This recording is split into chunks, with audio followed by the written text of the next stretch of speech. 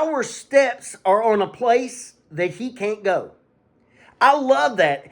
No lion shall be there. No ravenous beast shall go up thereon. If I am walking down the highway of holiness, just using my arm as a visual reference, if I'm walking right here, he can't set his feet on the highway of holiness. He is not allowed to put his feet on the highway of holiness. I have a place that I am protected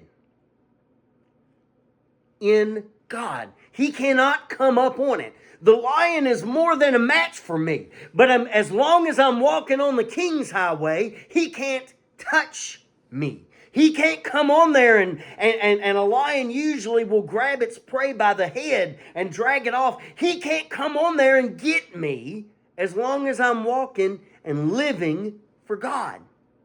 When we are walking with him, we can tell the devil, you can roar on the sidelines, but you cannot come here and get me. We can just break it down into a childish terms. Nah, nah, nah, nah, nah, you can't get me. He cannot take your soul. He does not have the ability. God has put him on a leash, and I want you to think about Job for a minute. Satan could only afflict Job's life. And he could only go as far as God would allow him to go. God would set boundaries and say, no, you can do this, but you can't do this. At first he told him, you can touch his body, but you cannot, you can touch it, or you can touch his life, but you can't touch his body. Then he allowed him to touch his body. God would tell him, I'll let you go so far. I'll let you try him, but you aren't going to do you cannot take his soul. He never allowed him to take his soul. Satan could only afflict Job's life, hoping to discourage him enough. Even used his own wife against him, saying, why don't you just curse God and die? That was the ultimate goal, the ultimate design of the weapon that he had formed against Job. Job said, nope, it ain't happening. And he couldn't do it. The weapon that he formed against Job, it hurt him. It sorrowed him. It caused him physical pain, but the weapon did not prosper to his defeat. Are you understanding what I'm saying today, church?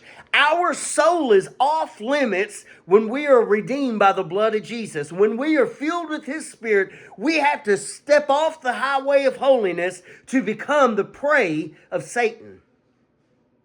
So his weapons are designed to discourage you into doing just that. Why don't you just give up?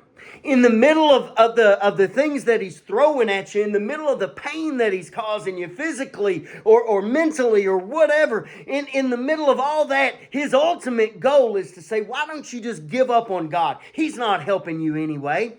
The devil would love to sit here and take Isaiah chapter 54 and verse 17 and tell you, this verse don't apply to you apparently because, boy, I'm hurting you. But you see, it's not prospering yet because you haven't given up yet.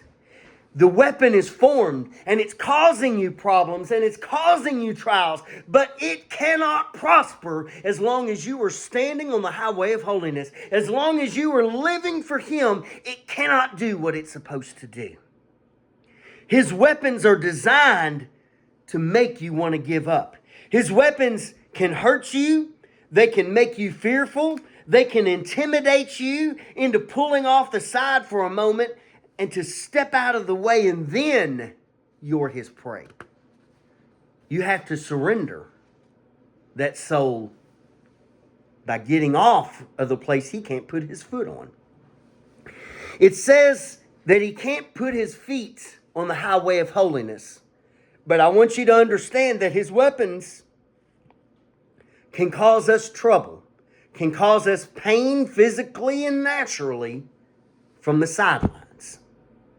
They can harm, but remember, if you die on the highway, it really doesn't do him any good.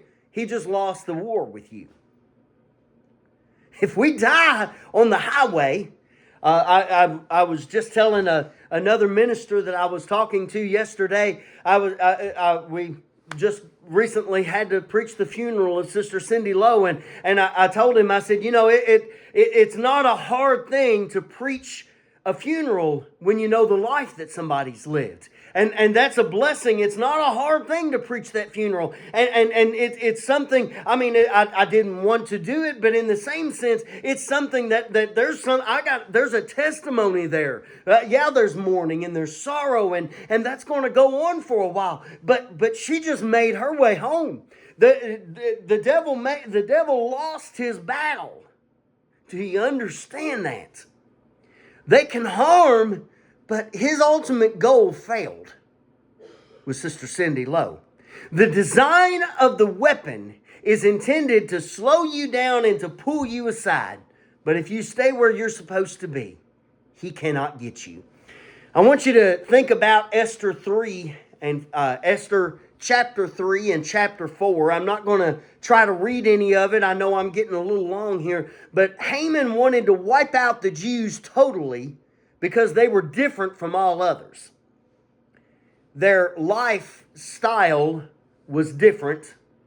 It looked different than the rest of the world. Does that sound something like what we've been taught, being raised up? And he wanted to wipe these people that were different out. And so his plan, he comes to the king, and his plan was, these people, I don't like them. He really hated one person, but his whole thing was he had a beef against the entire Jewish nation. And he says, I want to wipe them all out. So he comes to the king. He's a trusted advisor.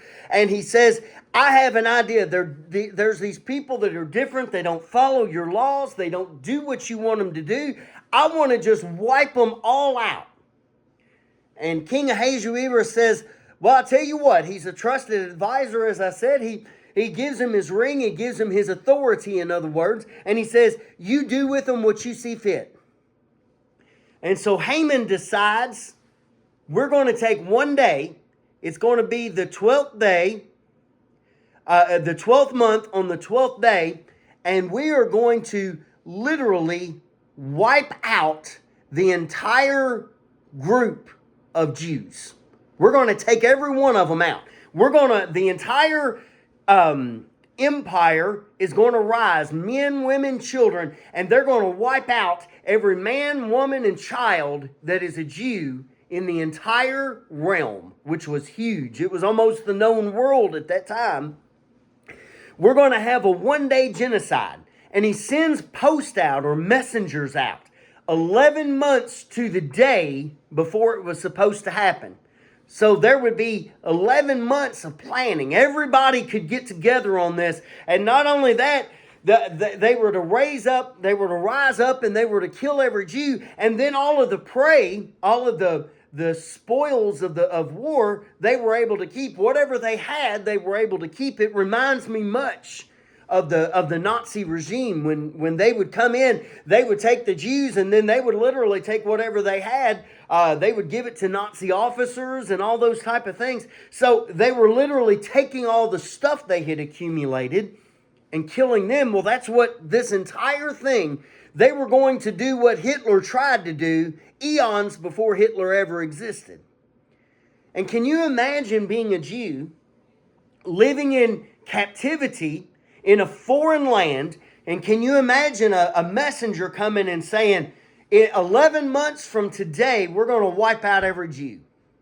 We're going to kill men, women, and children. Can you imagine how that would make you feel? Can you imagine the fear that's going to come? I mean, we're human beings. I'm sure there was a lot of fear. I'm sure there was a lot of people that were in shock and disbelief. How